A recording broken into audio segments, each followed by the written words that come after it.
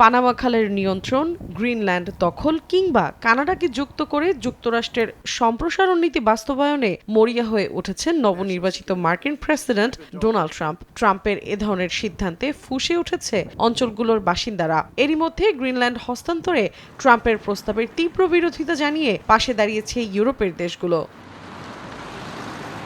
ট্রাম্পের এ ধরনের আচরণ ইউরোপকে বিভক্ত করার চেষ্টা হিসেবে দেখছেন জার্মান ভাইস চ্যান্সেলর রবার্ট হেইবেক। স্থানীয় সময় বৃহস্পতিবার জার্মানির সরকারি সম্প্রচার মাধ্যমকে দেয়া এক সাক্ষাৎকারে তিনি বলেন, ইউরোপীয় দেশগুলোর মধ্যে বিভাজন সৃষ্টির চেষ্টা করছেন ডোনাল্ড ট্রাম্প। প্রেসিডেন্ট হিসেবে ট্রাম্প প্রথম মেয়াদে আলাদাভাবে দেশগুলোর সঙ্গে চুক্তি করে ইউরোপীয় ঐক্যকে বিভক্ত করার চেষ্টা করেন বলেও অভিযোগ হেইবেকের। বলেন, আবারও সেই প্রচেষ্টা পুনরাবৃত্তি করতে পারেন ট্রাম্প। এ অবস্থায় ইউরোপের সব দেশকে এক থাকার আহ্বান জানান জার্মান ভাইস চ্যান্সেলর।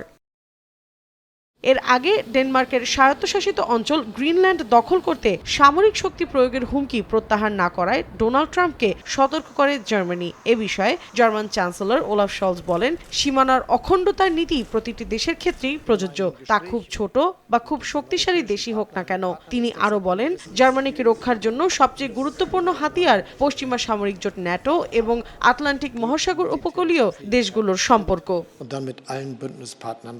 গত মঙ্গলবার গ্রিনল্যান্ড নিয়ন্ত্রণে নেয়ার বিষয়ে নিজের অনড় অবস্থানের কথা জানিয়ে ট্রাম্প বলেন, আর্কটিক দ্বীপটি যুক্তরাষ্ট্রের জাতীয় ও অর্থনৈতিক নিরাপত্তার জন্য গুরুত্বপূর্ণ। জবাবে ড্যানিশ প্রশাসন জানায়, গ্রিনল্যান্ড ডেনমার্কের অংশ থাকা অবস্থায় যুক্তরাষ্ট্রের এই স্বপ্ন কখনোই বাস্তবে রূপ নেওয়া সম্ভব নয়। তবে গ্রিনল্যান্ড কখনো স্বাধীন দেশ হিসেবে আত্মপ্রকাশ করলে সেক্ষেত্রে দেশটির জনগণই যুক্তরাষ্ট্রের অংশ হবে কিনা সে সিদ্ধান্ত নিতে পারবে।